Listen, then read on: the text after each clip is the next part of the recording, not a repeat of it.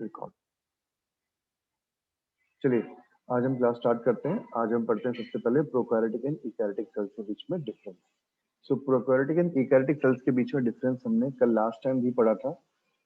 Prokaryotic cells का मतलब था जो कि प्रिमिटिव सेल्स होते हैं जिनके अंदर न्यूक्लियस मेम्ब्रेन एब्सेंट होती है। इसका मतलब जो न्यूक्लियस था वो डिफाइंड नहीं होता, उनके आसपास की जो उसके ऊपर की लेयर होती है वो नहीं होती है। और यूकैरियोटिक सेल्स वो होते हैं जिनके अंदर न्यूक्लियर मेम्ब्रेन प्रेजेंट होती है और न्यूक्लियस प्रेजेंट होता है। न्यूक्लियस डिफाइंड होता है, उसका एक अपना एरिया होता है। ठीक है, चलिए अब इन्हीं कैरेक्टरिस्टिक्स के बेसिस पे हमें 4 से 5 पॉइंट हम लोग इनको याद करेंगे, बट पढ़ाऊंगा मैं आपको सारे चीजें। बट हमें एग्जाम के लिए याद जो करने हैं हम जो 4 से 5 पॉइंट मैक्सिमम याद कर सकते हैं, इसके ऊपर ये डिफरेंस में नहीं आता है। ठीक है, चलिए सबसे पहले हम लोग डिफरेंस का कैरेक्टर पढ़ते हैं, न्यूक्लियर बॉडी। अब nuclear body, the main difference between prokaryotic and eukaryotic cell is based on the nuclear body. सबसे पहला आता है incipient nucleus and true nucleus. Incipient nucleus मतलब जो न्यूक्लियस होता है वो एग्जैक्ट नहीं होता, वो अनडिफाइंड न्यूक्लियर होता है। ठीक है, incipient nucleus, but in case of eukaryotic we have true nucleus. Second point आता है इसी के अंदर no nuclear membrane. Prokaryotic cell के अंदर कोई न्यूक्लियर मेम्ब्रेन नहीं होती है, but in case of eukaryotic cell we have nuclear membrane. Nuclear membrane उनके अंदर प्रेजेंट होती है। Nucleolus is absent in case of prokaryotic. Nucleolus is absent, nucleus के अंदर जो वैकेंट पार्ट होता है उसे न्यूक्लियोल्स बोल देते हैं। Then that nucleolus is absent in case of prokaryotic. In case of eukaryotic, it is present. Mitosis single closed loop, no mitosis single closed loop, और आप कह सकते हो histones are absent in case of prokaryotic, and in case of eukaryotic or eukaryotic cells, histones are present in chromosomes. तो ये जो last point है ये इनके सेल डिवीजन से रिलेटेड होता है, because nucleus body is very, you can say, helpful, or it is the only thing which helps in the cell division of a body. तो ये सेल डिवीजन के काम में आती है, तो उस टाइम पे ये वाला डिफरेंस की वजह से इनके अंदर जो सेल डिवीजन होता है that is little bit different. Okay, ये बात क्लियर हो गई? First point is clear to everyone? Yes, sir. Yes, sir. Yes, sir. Okay जी, तेजस्विनी क्लियर बच्चे? Yes, sir. सेकंड आता है माइटोसिस। माइटोसिस क्या है? It is a way of cell division. In case of prokaryotic cell there is no mitosis. In case of eukaryotic, mitosis is found. DNA arrangement, single closed loop DNA in case of prokaryotic. In case of eukaryotic, multiple chromosomes are present, or you can say multiple chromosomes are present. Fourth point आता है respiratory system. In plasma membrane, mitochondria is absent. In case of prokaryotic cells, there is no mitochondria in plasma membrane. But in eukaryotic cells, plasma membrane is, mitochondria is present, which is helpful in respiration. Actually, mitochondria is a cell organelle which is termed as a powerhouse of a cell, which gives the energy to each and every cell organelle, or which gives the energy to cell to make all its work. Okay, इसके बारे में हम लोग आगे भी पढ़ेंगे। Then हमारे पास आता है फोटोसिंथेसिस।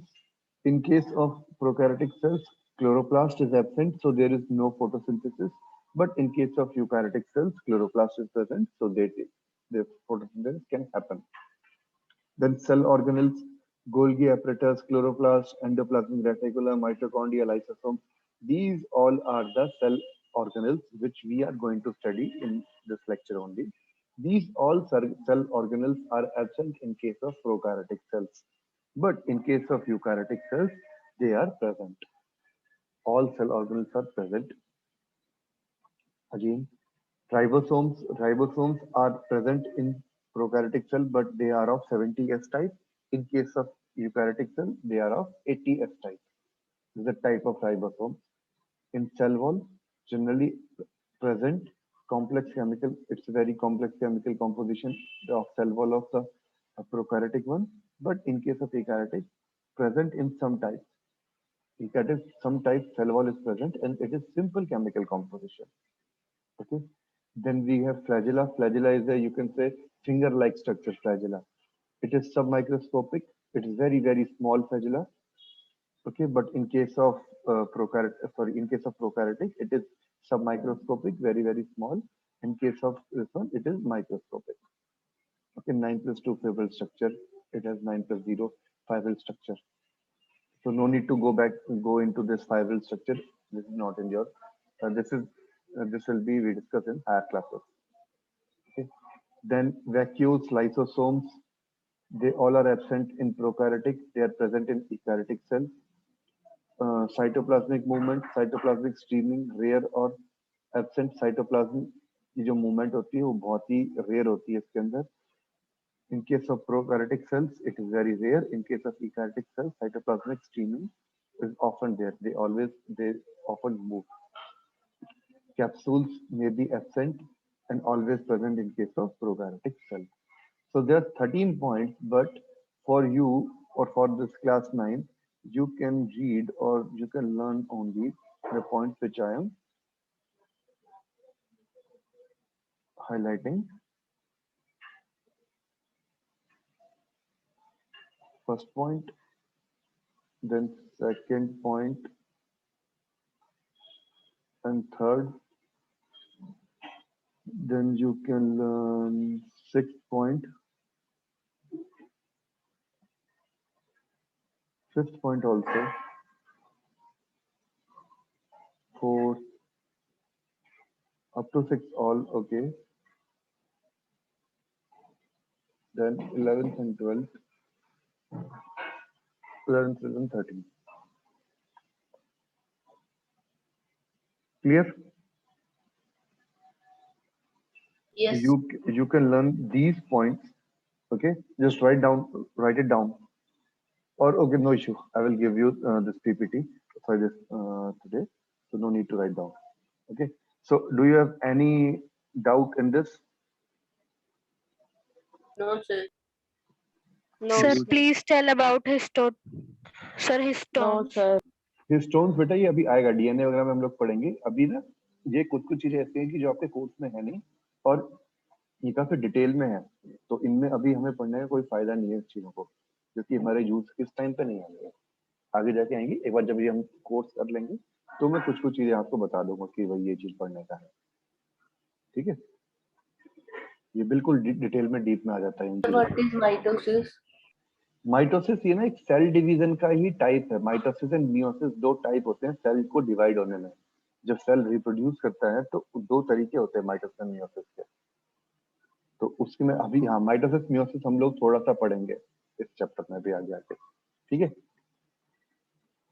ये तेजस्विनी और हार्दिक क्लियर है बेटा ये Yes, सब sir. चीजें? Yes, sir. ठीक है, चलिए अब हम आगे बढ़ते हैं. Yes, sir. ओके, चलिए अब हम आगे बैक टू अवर एनसीईआरटी.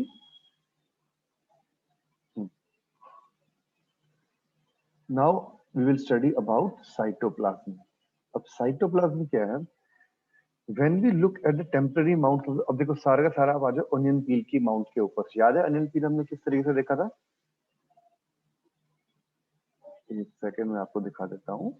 हाँ, ये जो अनियन पील का माउंट था, इसमें ये जो डॉट डॉट पोर्शन था ये क्या है? मेरा न्यूक्लियस है, और बाकी सारी चीजें क्या है? खाली जो पड़ी हुई है. ये जो खाली जगह बची हुई है इसे बोल देते हैं हम लोग साइटोप्लाज्म, और ये क्या है? साइटोप्लाज्म. ओके, चलिए अब हम इसमें हाईलाइटिंग करेंगे चीजों की जो जो हमें पढ़नी है.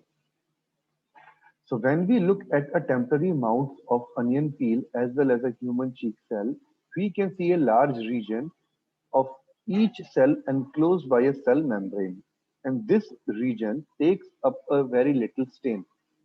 It is called as cytoplasm. So cytoplasm is the fluid content inside the plasma membrane, and it contains many specialized cell organelles, which each of these cell organelles perform a specific function for the cell. तो cytoplasm क्या है? Basically जो cell के अंदर liquid present होता है, fluid present होता है, उसे बोलते हैं साइटोप्लाज्म. और इस साइटोप्लाज्म के अंदर जितने भी सेल ऑर्गेनल्स होते हैं वो प्रेजेंट होते हैं, और सेल ऑर्गेनल्स का अपना अपना एक स्पेसिफिक फंक्शन होता है for the working of a cell. Clear? Yes, sir. अब ये साइटोप्लाज्म होता है, ये एक तरीके का सेल को हाइड्रेट रखता है, ठीक है, पहला पॉइंट। और दूसरा पॉइंट, जितना भी इन सेल ऑर्गेनिल्स को न्यूट्रिएंट चाहिए वो ये साइटोप्लाज्म प्रोवाइड करता रहता है, ठीक है। अब आ जाइए आगे पढ़ते हैं। ईच ऑफ दिस सेल, ये तो हमें पता ही है भाई, जितने भी सेल ऑर्गेनल्स होते हैं इनका अपना अपना एक फंक्शन होता है सेल की फंक्शनिंग के लिए। Now cell organelles are enclosed by membranes in prokaryotic. Beside the absence of defined nuclear region, the membrane bound cell organelles are also absent. ये आ गया एक और रीजन प्रोकैरियोटिक और यूकैरियोटिक के बीच में, देख रहे हैं। On the other hand, eukaryotic cells have nuclear membrane as well as membrane bounded by cell organelles. So in case of prokaryotic, there is no single membrane on any of the cell organelles and as well as on nucleus. But in case of eukaryotic, both cell organelles as well as nucleus have membrane. Okay. The significance of membrane can be illustrated with an example of virus. A virus का example देखते हैं. Virus lack any membrane and hence they do not show characteristics of a life until they enter a living body and use its cell machinery to multiply. ये line जरा सुन रहे हो बेटा ध्यान से, ये वायरस के ऊपर ये लाइन समझने की कोशिश करिए आपने। Viruses lack any, sir means अभी बताता हूँ। वायरस किसी हाँ, ह्यूमन बॉडी के अंदर जाके एक्टिव होता है, उससे पहले वो इनएक्टिव रहता है। बिल्कुल ठीक बात। तभी बोलते हैं ना आजकल ये जो कोरोना वायरस चला हुआ है कि अगर ये किसी कपड़े के ऊपर, मेटल के ऊपर या XYZ किसी भी चीज के ऊपर है तो 4 से 5 घंटे में मर जाएगा, कोई फर्क नहीं पड़ेगा इसको। पर अगर ये किसी ह्यूमन बॉडी पे आ गया तो ये एक्टिव हो जाता है। क्लियर? तो वायरस लैक एनी मेम्ब्रेन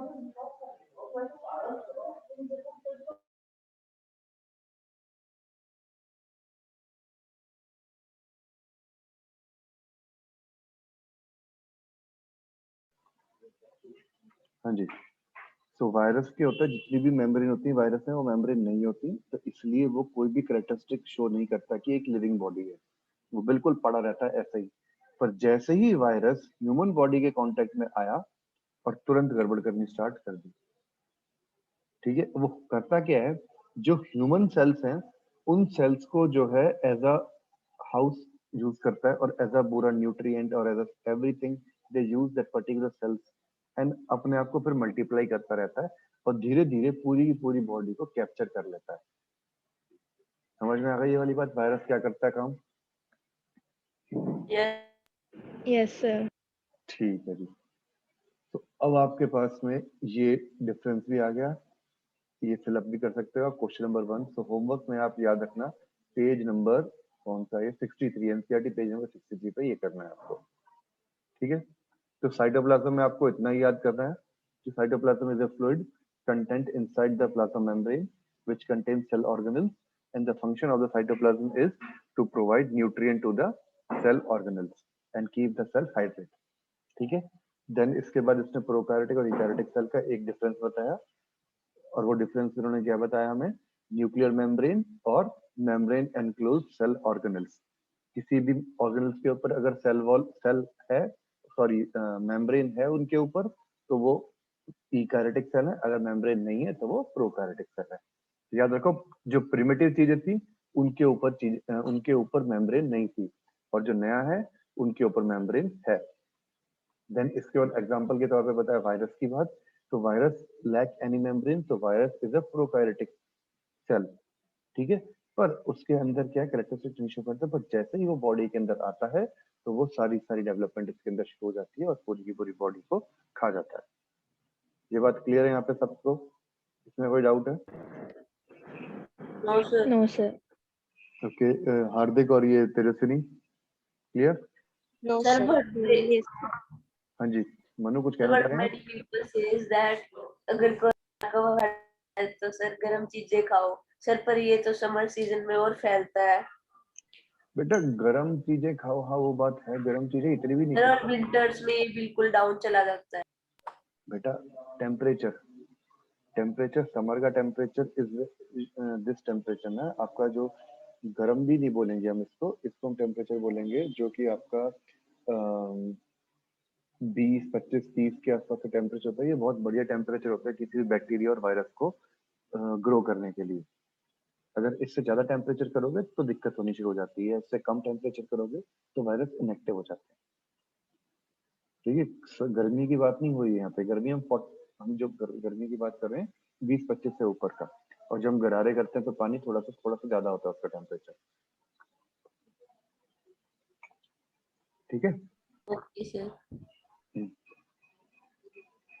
और वैसे ही बेटा ये कोविड को लेकर दुनिया भर के लोगों की दुनिया भर की राय है। Yes sir. चलो अब आ जाओ इधर सेल ऑर्गेनेल्स के ऊपर। अब हम बात करते हैं जो सेल के अंदर डिफरेंट सेल ऑर्गेनेल्स हैं जो कि अपना अलग अलग फंक्शन करते हैं, वो क्या है उनके नाम और वो क्या क्या फंक्शन करते हैं और किस तरीके से करते हैं उनके बारे में हम लोगों को पढ़ना है। So every cell membrane or every cell has a membrane around it to keep its own content separate from the external environment. अब हर एक सेल का अपना एक मेम्ब्रेन होता है और वो मेम्ब्रेन का पहला काम होता है उस सेल को दूसरी बार की इन्वायरमेंट से प्रोटेक्ट करके रखना, उसको अलग करके रखना, और दूसरा एक स्ट्रक्चर बना के रखना। अगर सेल मेम्ब्रेन नहीं होगी तो सारी चीजें इधर उधर भाग जाएंगी, तो उसको एक स्ट्रक्चर बना के रखना, एक जगह में डिफाइन करने का काम किसका है? सेल मेम्ब्रेन का। ठीक है, पहला पॉइंट। दूसरा आता है large and complex cells including cells from the multicellular organism needs a lot of chemical activity to support their complicated structure and function. अब जितनी भी सेल्स होती हैं वो सेल जो है लार्ज हो, स्मॉल हो या कॉम्प्लेक्स हो किसी की भी, या किसी मल्टी सेलर की हो, उन सबको कुछ ना कुछ केमिकल एक्टिविटी का काम होता है, उनके अंदर कुछ ना कुछ केमिकल चेंजेस होते रहते हैं so that they can support their day to day activities. उन्हें कुछ ना कुछ केमिकल चेंजेस भी होते हैं and some physical changes are also there, physical changes like diffusion वगैरह, और केमिकल चेंजेस होते हैं माइटोकॉन्ड्रिया के अंदर। ये जो चीजें खाते हैं, उन प्रोटीन को खाया, कोई भी चीज खाई, उसको डाइजेस्ट करना, उसको किसी और फॉर्म में कन्वर्ट करना, उससे एनर्जी निकालना, तो वो सब चीजें आपकी केमिकल चेंज में आ गया। और डिफ्यूजन और ऑस्मोसिस हमारा फिजिकल चेंज के अंदर आ जाता है। ठीक है, to keep this excuse me activity. Sir. हाँ जी, sir what is fungal infection? जो भी फंगस की वजह से कोई इन्फेक्शन होता है उसे बोलते हैं fungal infection. Sir people can die through this? हो Sir, सकता है। now, sir, one more that black fungus. people are saying, scientists are saying that one more Mahamari has came, sir, black fungus.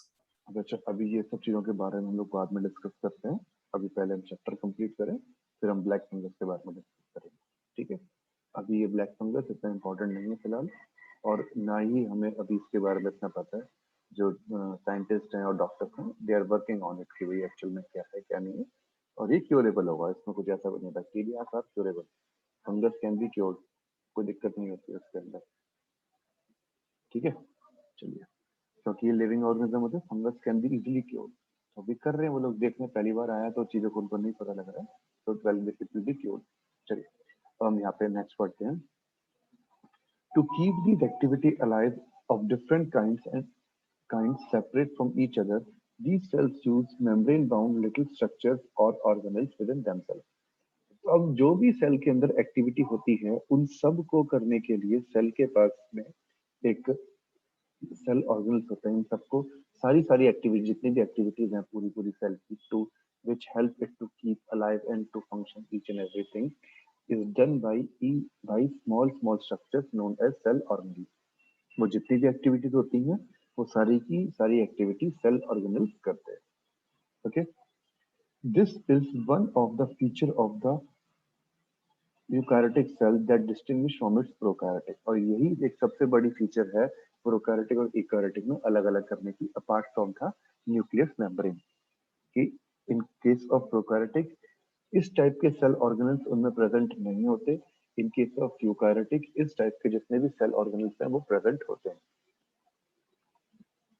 And कुछ cell organelles इतने छोटे होते हैं कि उनको सिर्फ हम इलेक्ट्रॉन माइक्रोस्कोप से देख पाते हैं, नॉर्मल माइक्रोस्कोप से हम उन्हें देख भी नहीं पाते। ठीक है, And some important cell organelles are Yes, sir. endoplasmic reticulum, Golgi apparatus, lysosomes, mitochondria, plastids, and they are very important because they carry out some of the crucial parts of the or crucial functions of the cell. ठीक है, तो cell organelles के बारे में हमें क्या याद रखना है? Cell organelles are the small structures in each and every cell. Most of the cell, and this is the, you can say, the distinguishing thing or most important feature which distinguish prokaryotic and eukaryotic cell. And each and every cell organism has its specific function, and life of a cell depends upon these cell organelles. Clear? ये 3-4 point आप लोग cell organelles के लिए लिख सकते हैं.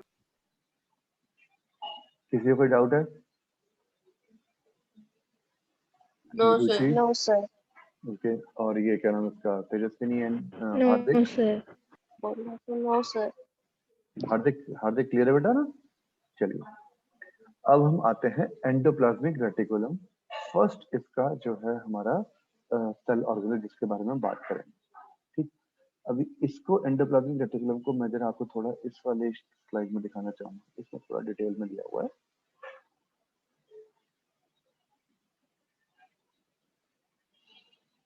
Just a wait.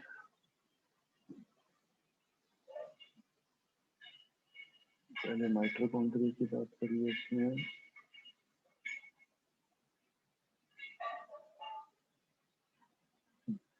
Cytoplasm के बारे में हमने जो पढ़ा था उसके अंदर जो लिक्विड पोर्शन होता है उसमें मेन चीज होती है आपका वाटर. ठीक है, अब आ जाओ एंडोप्लाज्मिक रेटिकुलम के बारे में. ये है आपके पास में एंडोप्लाज्मिक रेटिकुलम की शेप, एक ऐसे गोला और उसके बाद में इस टाइप की चीज. ठीक है, क्लियर? अब इस शेप को बनाने का तरीका क्या है? आप एक सीधा सिंपल गोला बनाओ ऐसे. ठीक है, और उसके बाद में रुको जरा,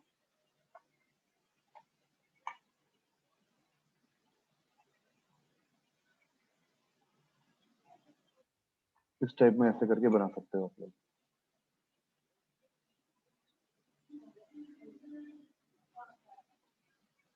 ठीक है, बिल्कुल ऐसा का ऐसा बनाने की जरूरत नहीं है, थोड़ा सा आप हर घट के भी इसमें ड्रॉ कर सकते हो. ठीक, क्लियर हो गई? चलिए, अब हम पढ़ते हैं एंडोप्लाज्मिक रेटिकुलम के बारे में. So endoplasmic reticulum is a complex network of membrane bound structure. Membrane bound structure है, इसके चारों तरफ मेम्ब्रेन होती है, which runs through the cytoplasm.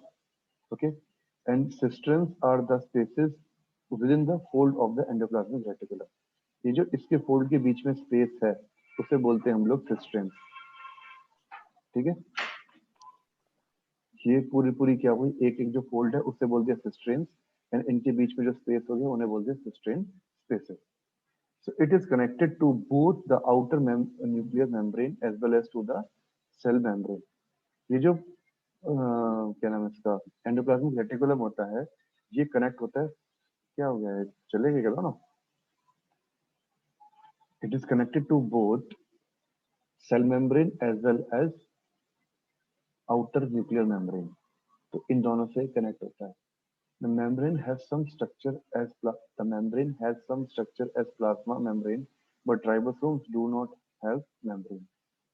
अब इसके अंदर कुछ राइबोसोम्स भी होते हैं. अब राइबोसोम्स के बारे में बताऊंगा आप लोगों को अभी इसके अंदर. अभी इसके अंदर राइबोसोम्स क्या है, एक और सेल ऑर्गेनल है जो कि इनके ऊपर अटैच होता है. जनरली जो एंडोप्लाज्मिक रेटिकुलम है उसके साथ राइबोसोम्स भी अटैच होते हैं. अगर राइबोसोम्स उसमें अटैच है तो रफ एंडोप्लाज्मिक रेटिकुलम, RER उसको बोला जाता है. It is aligned with ribosomes and it is rough in appearance, hence named as rough endoplasmic reticulum, and it is used as a site of protein synthesis. Body के अंदर या cell के अंदर मैं कहूंगा जो भी प्रोटीन बनता है वो यहाँ पे बनता है, रफ एंडोप्लाज्मिक रेटिकुलम. अगर इनके पास में इनके साथ में आपका ये राइबोसोम्स नहीं है तो उन्हें बोलते हैं smooth endoplasmic reticulum, which contains no ribosomes and hence smooth in appearance, and it helps in lipid and steroid synthesis. ये लिपिड की और स्टीरॉयड की सिंथेसिस में काम आते हैं. ये बात क्लियर होगी? तो सारी दोनों बातें एक मिनट दो मिनट में, एक सेकंड आएगा, एक।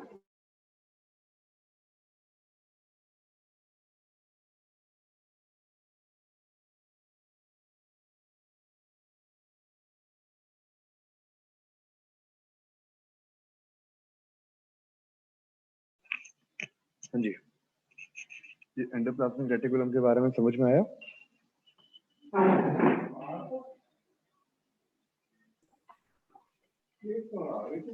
Joshi, Manu and Tejaswini, yes sir. चलिए अब सुनो, दोबारा बता देता हूँ मैं आपको एक बार। एंडोप्लाज्मिक रेटिकुलम एक कॉम्प्लेक्स नेटवर्क होता है इसका, और ये मेम्ब्रेन बाउंड होता है स्ट्रक्चर, ठीक है, और जो कि पूरे साइटोप्लाज्म में फैला हुआ होता है, काफी अच्छा बड़ा होता है सेल के अंदर, ठीक है। और इसके अंदर सिस्ट्रेन्स होते हैं, जो फोल्ड है हमारे पास, ये जो फोल्ड दिखा रखे हैं इन्हें बोलते हैं सिस्ट्रेन्स, और इनके बीच में जो आसपास जो स्पेस है उन्हें बोलते हैं सिस्ट्रेन स्पेसेस। ये जो एंडोप्लाज्मिक रेटिकुलम होता है ये प्लाज्मा मेम्ब्रेन और सेल बाउंड दोनों से कनेक्टेड होता है, और इसके आसपास राइबोसोम्स नाम का एक और सेल ऑर्गेनेल्स है, वो अटैच होता है इससे।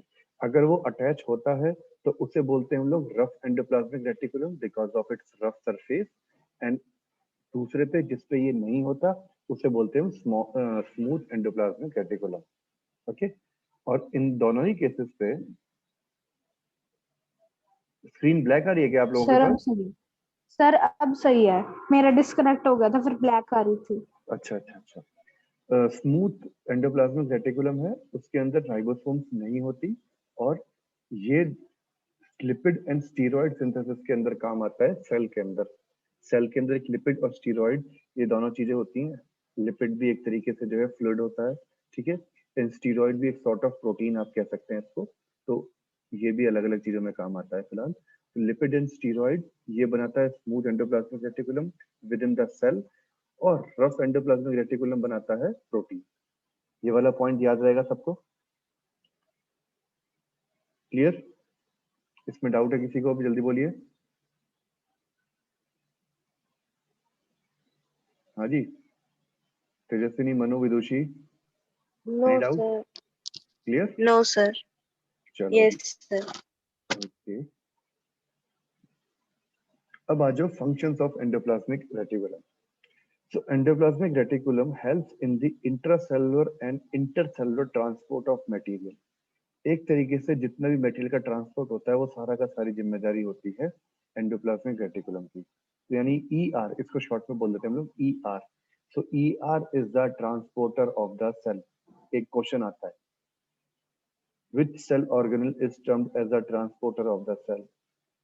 ER, endoplasmic reticulum, because it transports chemicals within the cell and between the cells also. ठीक है, क्लियर हो गई बात ये? सेकेंड पॉइंट है, it provides large surface area for various metabolic reactions. इस पे जो फोल्ड्स होते हैं ना, जो सिक्स स्ट्रेन्स होते हैं, इनकी वजह से सरफेस एरिया इसका काफी ज्यादा हो जाता है, और इस सरफेस एरिया की वजह से ये एक तरीके से प्लेस प्रोवाइड करता है केमिकल रिएक्शंस को करवाने के लिए, कि भाई जो भी केमिकल रिएक्शन करवानी है यहाँ पे आप मेरे पास करवा सकते हो, मेरे पास जगह है, ठीक। थर्ड पॉइंट आता है रफ और स्मूथ ईआर के बीच में। रफ ईआर क्या था? सिंथेसिस प्रोटीन होते हैं यहाँ पे, और स्मूथ वाले में क्या था? लिपिड सिंथेसिस करते हैं। अब आता है smooth ER, SER in liver cells help in detoxifying many drugs and poisons. अब हमारी बॉडी में ड्यूरिंग डाइजेशन कुछ ना कुछ अनवांटेड सब्सटेंस बनते हैं, तो उन अनवांटेड सब्सटेंसेस को बाहर निकालने का काम करता है smooth endoplasmic reticulum, SER। Clear? And in a similar manner जो रफ ER जो प्रोटीन और स्मूथ ER जो लिपिड्स को सिंथेसिस करता है, ये दोनों के दोनों जो उनके प्रोडक्ट हैं और जो फंक्शन है जो ER के, ये हेल्प करते हैं किसी भी सेल मेम्ब्रेन को बनाने के लिए, और इस प्रोसेस का नाम होता है मेम्ब्रेन बायोजेनेसिस। ये 6 के 6 पॉइंट क्लियर हो गए आपको? दोबारा रिपीट करूं मैंने? Endoplasmic reticulum helps in intracellular and intercellular transport of material, जो भी सेल के अंदर का ट्रांसपोर्ट है या सेलों के बीच का ट्रांसपोर्ट है, ये दोनों चीजें कौन करता है? एंडोप्लाज्मिक रेटिकुलम करता है, ठीक है।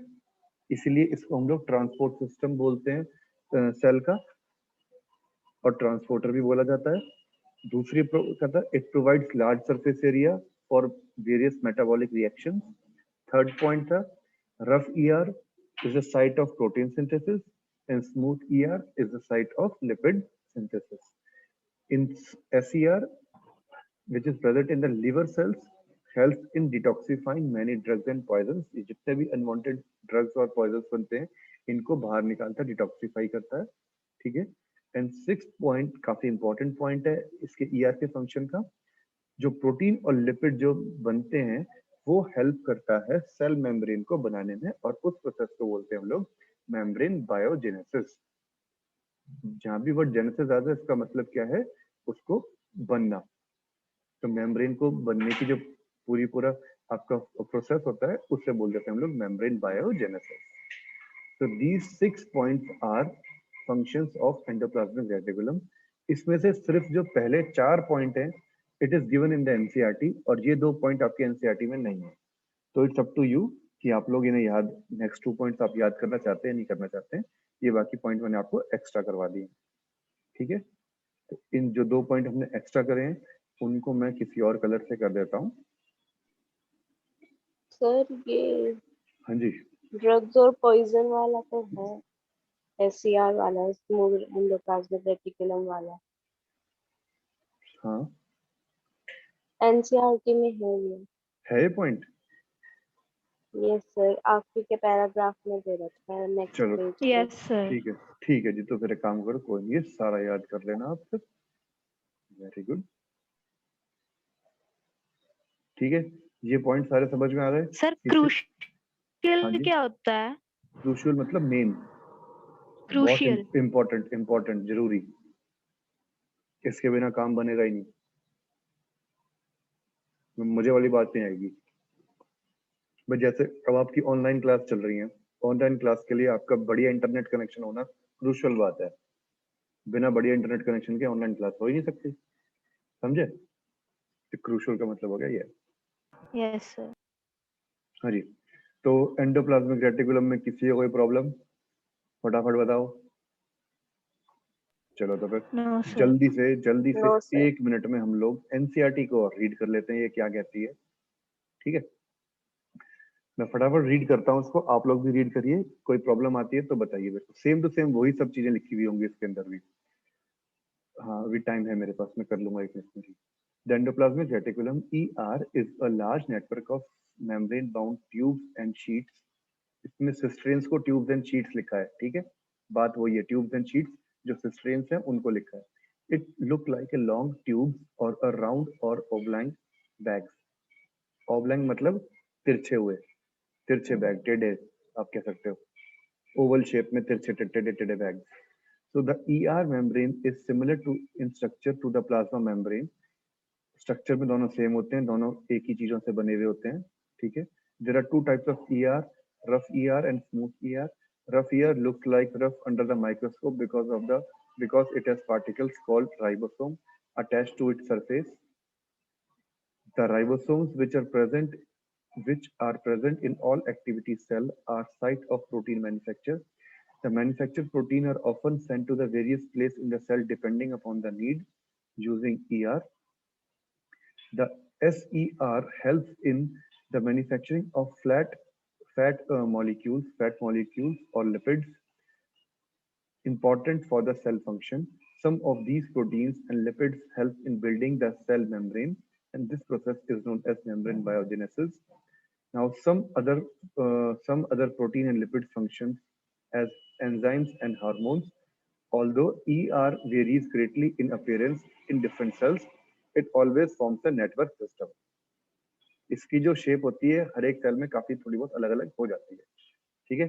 तो आज हम लोग इतना ही पढ़ते हैं, कल हम लोग थोड़ा सा इसको कंटिन्यू करते हैं ER के बारे में जो NCERT में दे रखा है, और हम आगे की चीजें पढ़ेंगे। यहाँ तक क्लियर है सब बच्चों को, कोई डाउट इसके अंदर? इसकी पूरी की पूरी मैं चीजें आपको अभी सर YouTube पर दे मेम्ब्रेन देता हूँ। बायोगनेसिस की क्या चीज? Excuse me sir. हाँ जी, हाँ जी। सर मेम्ब्रेन बायोगनेसिस की डेफिनेशन क्या होगी? जो ER प्रोटीन